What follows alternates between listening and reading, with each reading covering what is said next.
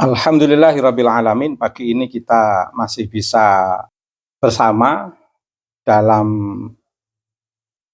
komunikasi virtual yang secara tidak langsung sedang berdiskusi dengan siapapun yang merespon unggahan video ini. Perlu saya sampaikan bahwa apa yang saya sampaikan ini karena ada latar belakang beberapa WA yang masuk ke saya atau bahkan telepon yang kesemuanya dalam WA itu saya jawab secara bil isyarah, sehingga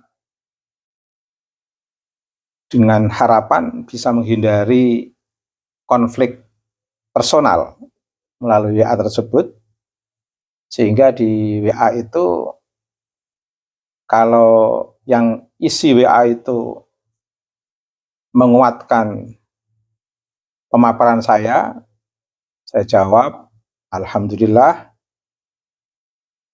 Sedangkan yang protes, yang WA yang isinya protes kepada saya jawab saya mohon maaf. Karena apa yang saya paparkan itu sudah merupakan sebuah ungkapan yang utuh dari awal sampai akhir, yang bisa disimpulkan sendiri sebenarnya oleh yang berminat tanpa harus konfirmasi kepada saya, sehingga saya tidak perlu jauh berkepentingan untuk menjelaskan secara personal, karena apa yang saya sampaikan itu sudah cukup menjelaskan isi pikiran saya. Tetapi sebagai bentuk apresiasi saya kepada beberapa teman yang meluangkan waktunya mengirimkan WA kepada saya, ya jawaban saya ya alhamdulillah, mohon maaf, alhamdulillah, mohon maaf. Sebagai bentuk tambahan saya kira dalam pemaparan ini saya ingin membedakan antara Habib Idrus bin Salim Al-Jufri sebagai tokoh agama dalam keberagamaan di tengah masyarakat. Saya bedakan dengan sosok Habib Idrus bin Salim Al-Jufri yang sedang diusulkan menjadi pahlawan bangsa. Ini saya bedakan. Pertama, terkait dengan tokoh dalam keberagamaan di tengah aktivitas keberagamaan umat Islam, dimanapun di situ ada Habib Idrus bin Salim Al-Jufri, itu saya tidak memungkiri ada masyarakat yang mengikuti, menikmati, dan mengambil manfaat tentang keilmuan beliau dalam bidang ilmu-ilmu keislaman. Pertanyaannya, apakah ada manfaat? Banyak sekali. Manfaatnya banyak sekali. Beliau memberikan manfaat pengetahuan keislaman di tengah masyarakatnya. Dan itu salah satu bentuk kesalehan yang tidak bisa kita pungkiri di tengah keaktifan keberagaman beliau, keislaman beliau, yang bisa memberikan pengetahuan keislaman, transfer of knowledge kepada masyarakat di mana dia berada di zamannya. Dalam konteks keberagamaan keislaman, apakah al-khairat bermanfaat? sangat bermanfaat. Dan itu terbukti mengeluarkan alumni lulusan yang memahami agama. Sangat bermanfaat dalam konteks keberagamaan. Lah, pertanyaannya, mengapa dalam konteks keberagamaan saya mengapresiasi? Bahkan secara personal saya akan mengatakan annahu sholihun. Beliau adalah orang yang soleh. Saleh dalam konteks keberagamaan. Saya mengatakan begitu. Bukan persoalan keyakinan atau husnuzon. Ini persoalan pandangan akademik saya. Yang memang benar-benar secara tulus mengapresiasi kehadiran beliau di tengah keberagamaan umat yang telah memberikan manfaat, mengajarkan tentang ketauhidan, mengajarkan tentang hukum-hukum Islam, mengajarkan tentang riwayah, ajaran Al-Quran dan hadis Nabi min Nabi Mustafa Muhammad SAW. Bahkan tidak menutup kemungkinan di sana ada banyak keutamaan dan kebenaran yang beliau ajarkan. Ini alasan mengapa saya mengatakan beliau adalah sosok yang soleh. Tidak hanya sekedar husnuzon, tidak hanya sekedar meyakini, tapi ada sebuah realitas yang memang mendasari saya untuk mengatakan beliau adalah orang soleh dalam konteks keberagamaan. Sekarang pertanyaannya, mengapa saya mempertanyakan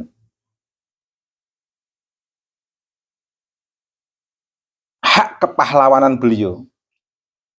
Saya ulang lagi, mengapa saya mempertanyakan hak kepahlawanan beliau? Di sini juga muncul pertanyaan baru.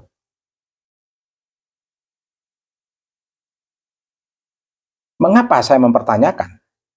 Jawabannya, sebelum melanjutkan pertanyaan pertama, karena saya belum tahu banyak tentang beliau, relevansinya dengan hak kepahlawanan beliau. Maka saya mempertanyakan hak kepahlawanan beliau. Nah, pertanyaan saya untuk siapa? Untuk pemerintah yang sekarang ini telah mendokumentasikan calon-calon pahlawan yang kemungkinan akan diumumkan di bulan Agustus nanti. Nah, saya mempertanyakan kepada tim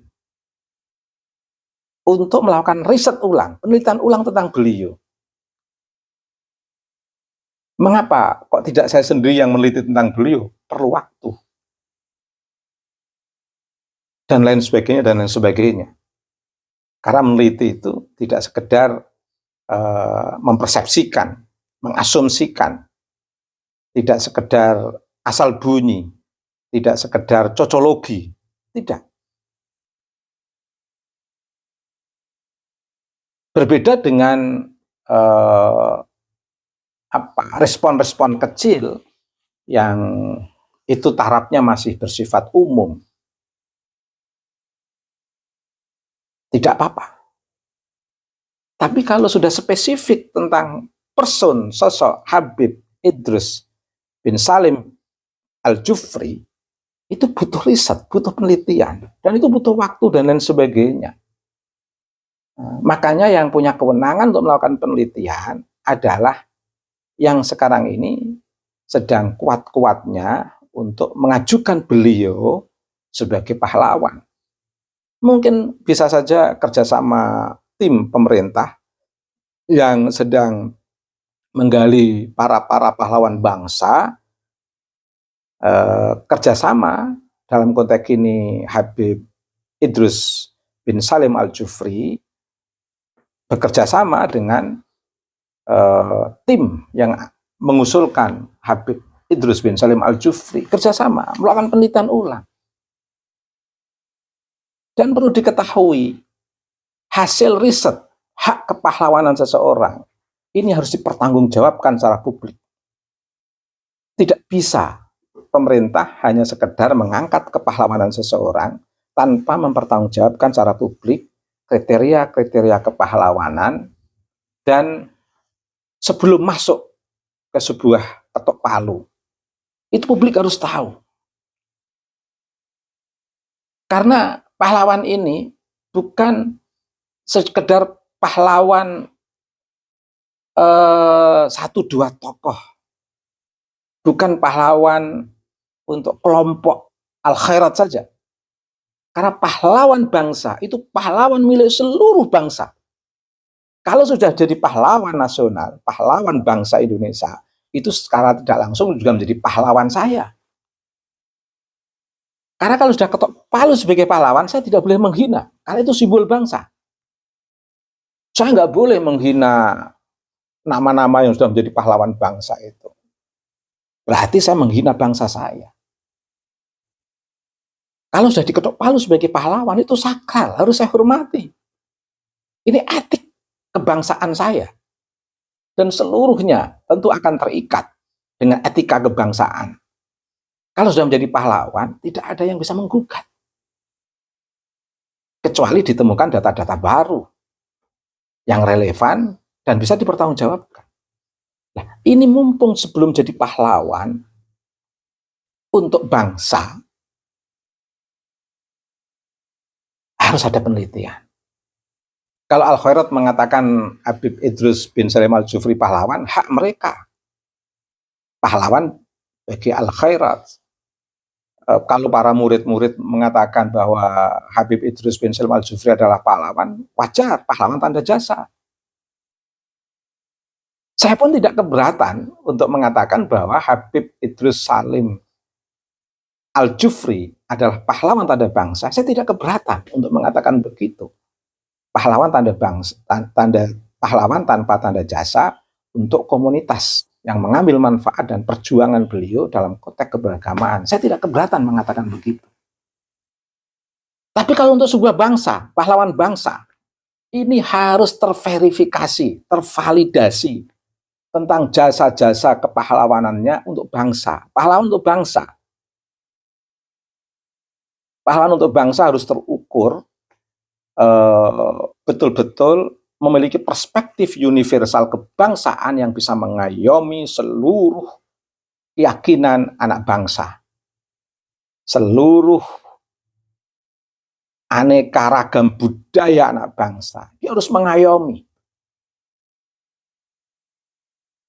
Kalau untuk pahlawan bangsa, karena perlu diteliti.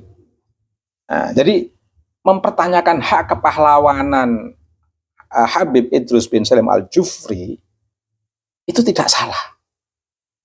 Kepahlawan dalam konteks untuk bangsa, bukan untuk sistem komunalitas, sistem lingkungan yang menjadi masyarakat dampingan, bukan. Kita tidak mempermasalahkan jasa-jasa Habib Idrus bin Salim Al-Jufri untuk konteks lingkungannya, untuk konteks dampingannya, untuk konteks masyarakat yang mengambil manfaat dari keilmuan beliau. Tidak mempermasalahkan itu. Bahkan saya pun tidak keberatan mengatakan bahwa Habib Idrus bin Salim Al-Jufri adalah pahlawan tanpa tanda jasa. Saya tidak keberatan. Semua guru-guru di Nusantara ini yang ngabdi sekian tahun, gajinya hanya sekian, gak cukup untuk makan, itu juga pahlawan tanpa tanda jasa. Banyak pahlawan tanpa tanda jasa. Pemulung juga pahlawan tanpa tanda jasa. Masyarakat kecil yang tanpa pamrih menjaga negeri ini, menjaga laut-laut. Para nelayan-nelayan kita berjuang dan berjibaku dengan mereka untuk mempertahankan hak kelautan bangsa ini. Itu juga pahlawan tanpa tanda jasa. Jadi perlu dibedakan antara konteks kemanfaatan dan kesalehan Habib Idrus bin Salim Al-Jufri dalam lingkungan masyarakat dampingannya dengan keberadaan beliau dalam konteks sebagai pahlawan bangsa. Dan sebagai testimoni, simpulan akhir dari pemaparan ini, haruskah mengusulkan kepahlawanan Habib Idrus bin Salim Al-Jufri itu memenjarakan anak negeri? Kalau mengkasuskan Gus Fuad Pleret, itu kan artinya mempermasalahkan anak negeri di tengah memperbincangkan hak-hak kepahlawanan Habib Idrus bin Salim Al-Jufri dalam konteks sebagai pahlawan bangsa. Dulu sebelum Habib Idrus bin Salim Al-Jufri diajukan sebagai calon pahlawan bangsa, tidak ada yang protes. Ketika semua masyarakat dampingan Habib Idrus bin Salim Al-Jufri mengatakan beliau adalah pahlawan tanpa tanda jasa, nggak ada yang protes. Saya pun tidak memungkiri, saya juga bisa mengatakan beliau adalah pahlawan tanpa tanda jasa. Tapi kalau sudah ingin naik dalam konteks kebangsaan, ini masyarakat harus kritis. Karena biasa orang mau memiliki itu kan harus meneliti. Seorang laki-laki mau melamar perempuan kan harus meneliti calon istrinya yang bertanggung jawab, yang keibuan, yang bisa diajak untuk berjuang hidup bersama, untuk mendampingi anak-anak ke depan, sehingga istrinya calon istri itu betul-betul harus cocok betul sebelum diputuskan. Ibarat pembeli mau membeli sesuatu, itu kan juga harus diteliti. Ibarat masyarakat mau mengakui sebagai pahlawan sosok yang akan dijadikan pahlawan, itu kan juga harus diteliti, dipertanyakan, diulas kembali, diverifikasi, divalidasi, cocok tidaknya memiliki pahlawan si A, si B, si C, dan lain sebagainya.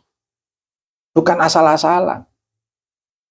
Jadi refleksi anak negeri ini yang mempertanyakan hak kepahlawanan dalam konteks pahlawan bangsa yang akan mendapatkan tanda jasa sebagai pahlawan bangsa, itu mereka punya hak untuk mempertanyakan tentang siapakah Habib Idrus bin Salim Al-Jufri ini. Karena anak-anak negeri ini wajar mau punya pahlawan, harus mengenal pahlawannya. Siapa pahlawannya? Jangan salah pilih mengambil pahlawan, karena akan menjadi simbol negara, simbol bangsa, simbol negeri ini, simbol eksistensi negara bangsa. Wajar dong kalau rame-rame dipertanyakan. Kalau Gus Dur semuanya sudah mengenal bagaimana komitmen beliau. Beliau tidak hanya berpikir untuk Islam saja, tapi berpikir untuk seluruh umat beragama yang lain. Beliau tidak hanya memikirkan budaya Jawa saja, tapi keanekaragaman, keragaman, kebinekaan budaya negeri ini semuanya diayomi oleh Gus Dur. Sudah tidak jadi persoalan, Gus Dur dimuluskan harus jadi pahlawan bangsa. Jangankan Habib Idrus bin Salim Al-Jufri, Pak Soeharto mantan presiden saja dikritisi oleh rakyat Indonesia. Padahal dalam konteks kebangsaan, Habib Idrus bin Salim Al-Jufri lebih berjasa mana dengan Pak Soeharto. Itu saja dikritisi oleh masyarakat Nusantara ini, oleh masyarakat negeri ini. Apalagi Habib Idrus bin Salim Al-Jufri. Apa salahnya mengkritisi itu sebelum benar-benar menjadi pahlawan bangsa? Itu pun kalau benar-benar sudah melalui verifikasi riset yang serius tentang hak-hak kepahlawanan yang patut diberi tanda jasa oleh negeri ini sebagai pahlawan bangsa. Jadi testimoninya terlalu panjang ini. Jadi masyarakat pengusung hak kepahlawanan Habib Idrus bin Salim Al-Jufri tidak perlu emosional menghadapi pertanyaan-pertanyaan anak negeri ini terkait dengan Habib Idrus bin Salim Al-Jufri. Kalau terlalu emosional, terlalu menanggapi kemudian mereka yang tidak setuju kepahlawanan Habib Idrus bin Salim Al-Jufri kemudian mau diajukan ke pengadilan, kritik-kritik dengan berbagai bentuk kritik apapun sedikit-sedikit mau dipenjarakan. Gimana? Mau mengusulkan pahlawan masa tidak punya nilai kepahlawanan? Mengusulkan hak kepahlawanan seseorang itu harus memiliki nilai-nilai kepahlawanan. Bersifat terbuka, bersifat fairness, jawab dengan data. Para pengusung kepahlawanan Habib Idrus bin Salim Al-Jufri ini siapkan data, pertanggungjawabkan secara publik kalau memang publik ingin mengetahui, paparkan, biar masyarakat tahu. Sehingga ada dua kemungkinan, kalau memang itu valid dari hasil verifikasi data hak kepahlawanan Habib Idrus bin Salim Al-Jufri, kalau valid, masyarakat kan malah akan nambah pendukung untuk menuntut Habib Idrus bin Salim Al-Jufri untuk segera dijadikan pahlawan. Tetapi sebaliknya harus legowo kalau masyarakat pada akhirnya tidak mengakui hasil verifikasi itu. Mungkin hasil verifikasi itu ada banyak data yang kurang, atau bahkan ada yang dibelok-belokkan, terus kemudian masyarakat menuntut hak kepahlawanan Habib Idrus bin Salim Al-Jufri, ya diterima dengan legowo. Masyarakat kita sudah masyarakat yang berbasis teknologi informasi. Semuanya harus digelar, harus dibuka seluas-luasnya untuk anak negeri ini terkait dengan hak kepahlawanan bangsa yang akan dimiliki oleh anak negeri ini. Itu saya kira semoga bermanfaat kritik terhadap para pengusung hak kepahlawanan Habib Idrus bin Salim Al-Jufri, dan semoga bermanfaat untuk menggugah diskursus ini. Biar clear, kalau memang sudah menjadi haknya, kenapa enggak kita dukung, tapi kalau memang belum menjadi haknya, kenapa kita enggak legowo untuk menerima kritik, masukan, dan tuntutan-tuntutan masyarakat terkait dengan hak kepahlawanan Habib Idrus bin Salim Al-Jufri. Meskipun kita tidak memungkiri, beliau adalah orang soleh, beliau punya dampingan di tengah masyarakatnya, beliau adalah seorang yang memiliki jasa yang bisa disebut sebagai pahlawan tanpa tanda jasa. Terima kasih.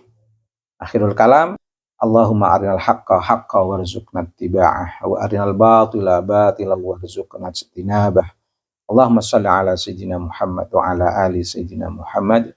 Subhanakallahumma wa bihamdika mil'al mizan wa muntahal ilmi wa mablaghar ridha wa zinatal arsh.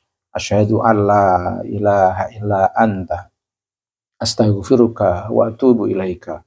Wassallallahu ala sayyidina Muhammadin wa ala alihi wa sahbihi wa baraka wa sallama walhamdulillahi rabbil alamin.